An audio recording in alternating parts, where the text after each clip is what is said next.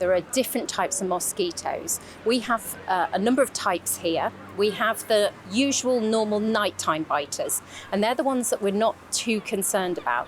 The ones we're concerned about are the Asian Tiger Mosquitoes. These tend to be bigger and they tend to bite during the day.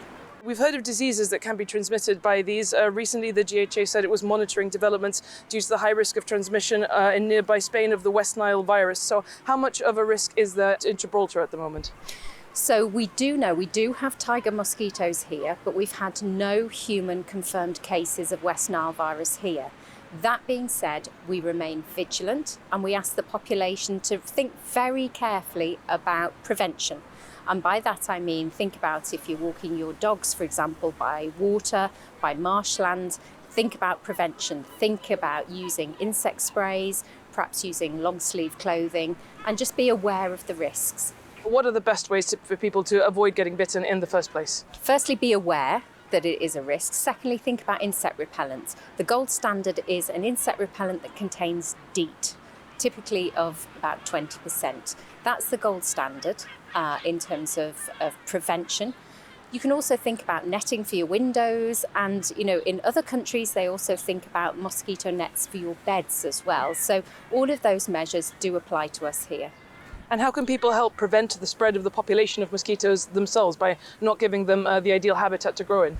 Exactly. Mosquitoes love to breed in stagnant water. Now, fortunately, we live in a hot climate, so a lot of our water does evaporate very quickly. But be mindful of how much water you have on your patios, round air conditioning units. That's the typical breeding ground that mosquitoes love to nest in. For some people, a mosquito bite can cause a nasty infection. So what's the best way to deal with it if you do get an infected mosquito bite? Exactly. So an infected mosquito bite can cause a bacterial infection of the skin. What we're particularly concerned about with West Nile virus is that for the majority of people, so 8 out of 10 people, won't have any symptoms, and we don't need to worry about them. 20% of people develop like a flu-like illness, so they can develop a headache, a fever. Most people will recover. But those who are particularly at risk of West Nile virus are the very young, the very old, or those with long-term healthcare conditions.